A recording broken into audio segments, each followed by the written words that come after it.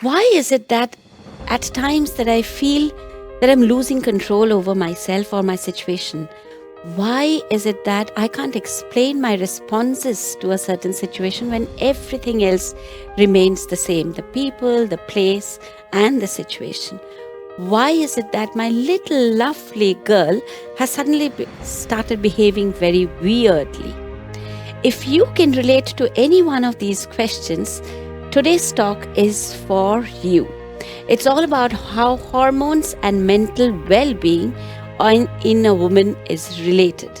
It's all about the chemical messengers, or the hormones that we call it, can rule your behavior, your emotions, and how you can take over and do certain strategies to rule them over. Now, I'm going to correlate it with certain aspects of a daily life or the nature to make you understand the whole topic better. Now, after our Honorable Prime Minister has inaugurated this beautiful maze in our country, I thought this would be a good idea to correlate the topic. So if you see the topic, hormones, if you break the topic into the main parts, the hormones, the mental well-being, and women, all these three topics individually can be related to a complicated maze. The more complicated the maze is, more is the correlation directly related with the topic. Now let me break down the topic into three parts. So hormones. What are hormones? They're chemical messengers. Basically, they regulate the function of every organ and every processes in the body. What is mental well-being? Well, mental well-being or mental health is as important as your physical health, probably a little more. By mental well-being, we mean mental health. This is as important as your physical health, probably a little more. We mean to say that mental health is all about your cognitive alternates, your emotional sanity, your maintenance of balance between yourself, within yourself, with your lives, with your relationships. Now, coming to the last aspect, or the third aspect, that's women. Now, female gender is a critical determinant of mental illness or mental disorder or mental well-being. So when we talk about comparing men and women, the mental disorders or the pattern of responsiveness or the pattern of illness or disorders in women are distinctly different than in men. And the numbers are also different. While about 1 in 5 women suffer from mental disorders like anxiety, depression, loneliness, in men, it's about 1 in 8. The impact of the hormones on mental well-being is also prevalent in men. However, it's not as dramatic as it is in females because of the daily or the monthly or the phasic fluctuations in the levels of the hormones in females. Now, this imbalance is nothing new to us. Throughout the globe and across the history, it has been seen that mental health is some way attributed to certain aspects of hysteria. Now, if you see the origin of the word hysteria, it comes from the word hystero, which means uterus. That's an immediate connection between mental well-being or mental illness and women. Now, is that really fair to us? To all those men and women who think like us that it's not fair, as these numbers grow, the more studies, more interest is being evoked in this subject. More studies are being done to understand the cause and the effect. The more we understand the cause, the more we understand the impact, the more we can understand the ways to cope with it. And ultimately, finally, we can be emotionally, psychologically, and mentally in the right place. Now see this beautiful fountain. But imagine this as the different phases of the hormonal fluctuations in a woman. It might look very beautiful from outside, but believe me, there's a lot of work, there's a lot of hard work that goes on in the backstage to make this look so beautiful. It's like a theater, it's like a drama that we have to go through throughout our life. It starts with a bang on, like a stamp of puberty called the menstruation. It then goes to the monthly challenges of the roller coaster ride of our hormones. And then comes the pregnancy with its emotional and hormonal upheaval.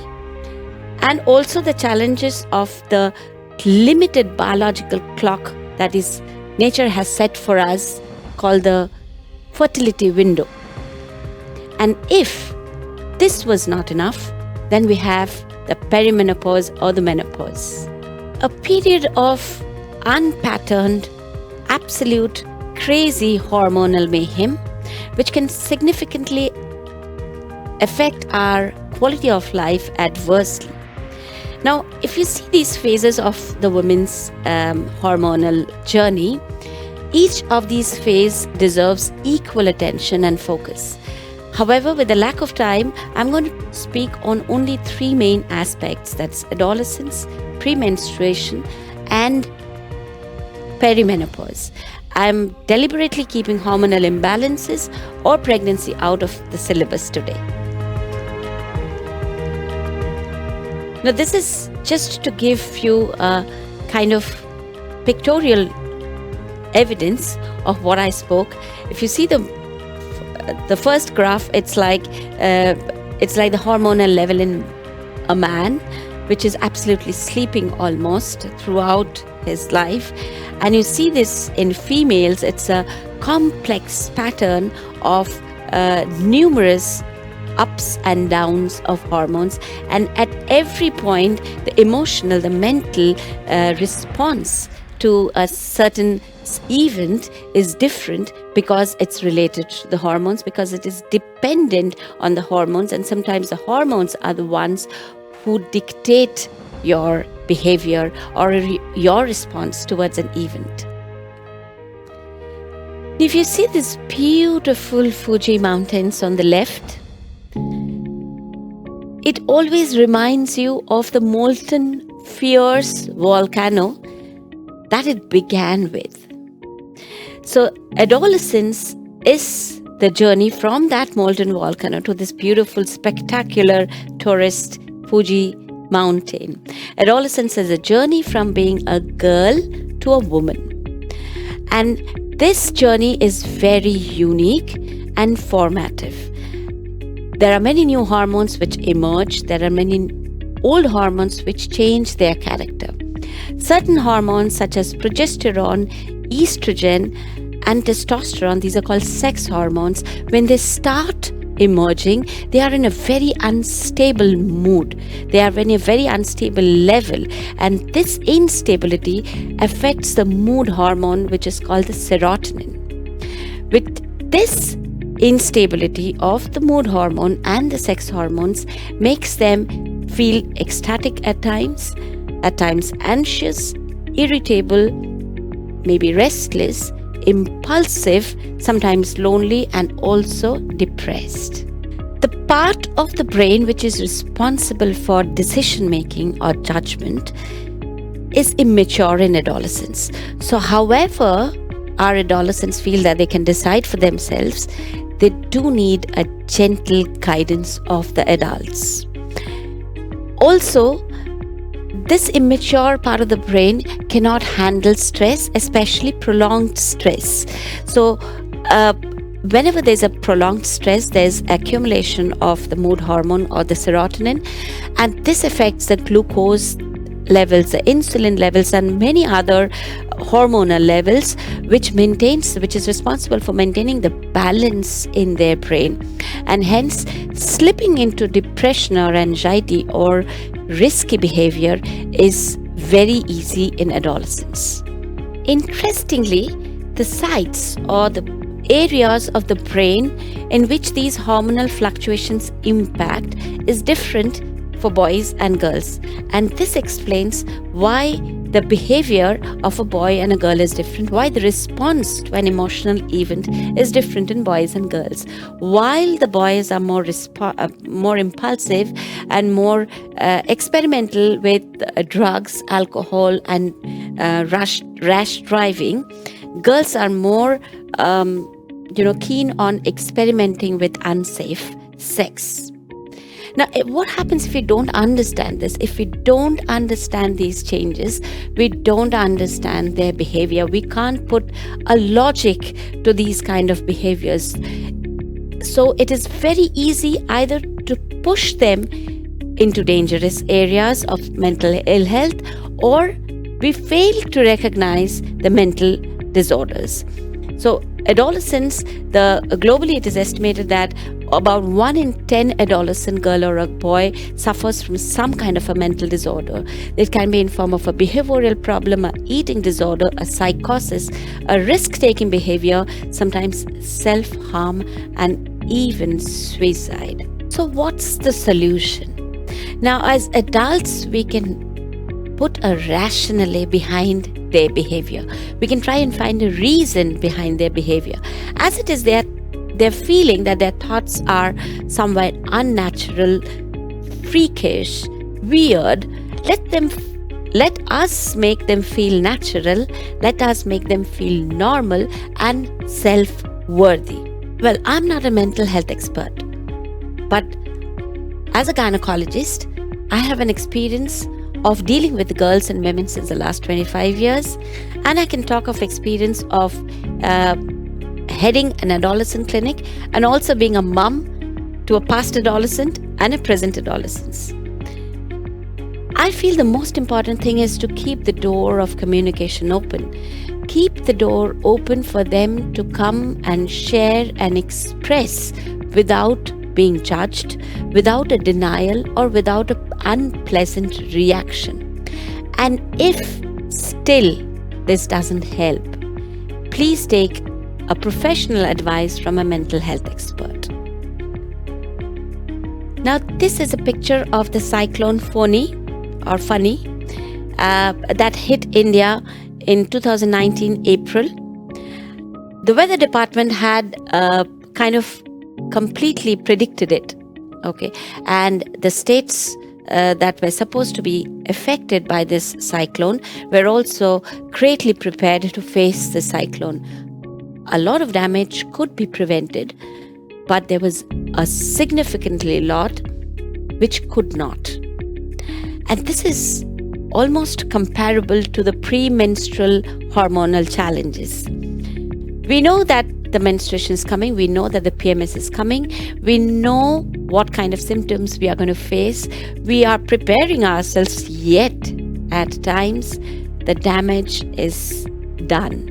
Yet at times we find ourselves in a very difficult spot to control the damage. Now, the premenstrual symptoms can be a plethora of symptoms that starts about 4 to 5 days before the menstruation comes. They can be mild in form of certain physical and emotional changes. They can also be severe.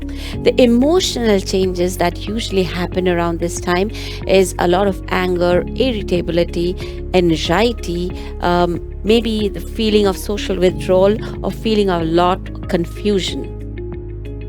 Now, they can be, as I said, that it can be mild in form of, when they are mild, they are called premenstrual symptoms. When they are bothering you, they are called premenstrual syndrome. And if they are severe enough to disrupt your daily life, it disrupt your work, your relationship, it is called the premenstrual dysmorphic disorder, or the PMDD. Now, about 20 to 40% will have PMS, about 2 to 8% will have the PMDD, the severe form of PMS, and the rest will have the mild premenstrual symptoms. Now, why is it important to categorize them? Why is it important to differentiate them and give them different names? Because the approach to their treatment, or the approach to this problem, or the solution to this concern, is different. If you have a PMS, you might not just bother about it at all. If you have a premenstrual syndrome, then You might think about changing certain lifestyle factors such as diet, eat small frequent meals, make your diet a little rich in calcium, a little more of complex or colored carbohydrates. Maybe incorporate some form of exercise in your in your daily routine, and also be mindful about the sleep and relaxation techniques. However, if you have severe PMS, which is disrupting your life, which is destroying your relationships, which is affecting your work significantly, this is the time where you can't manage alone. Hold the hand of an expert, maybe in form of a mental health expert or a counselor or a gynecologist. Hold their hand and travel this journey. If you need therapy, take it. If you need medications, please don't shy away from it. Okay, this is another picture of the cyclone Fani, the impact on the tall trees. Now imagine these tall trees as women above 40.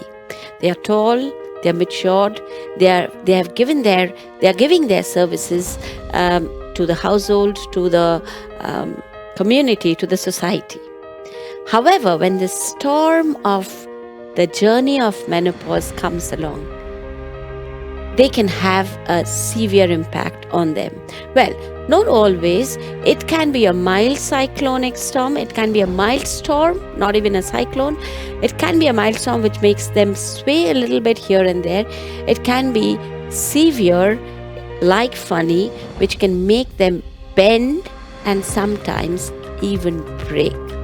The journey of menopause, or the journey towards menopause, is called the perimenopause, and the hormonal disruption that happens during this phase has a significant effect on the mental well-being of the women, especially of this era.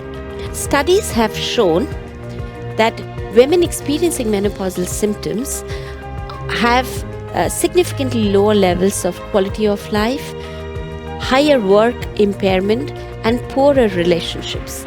And this impact of hormonal disruption in perimenopausal or menopausal women has been a very major focus in contemporary global healthcare. And why this is so? Because compared to the decades before, women now spend a substantial part of their active life in the postmenopausal or the perimenopausal journey.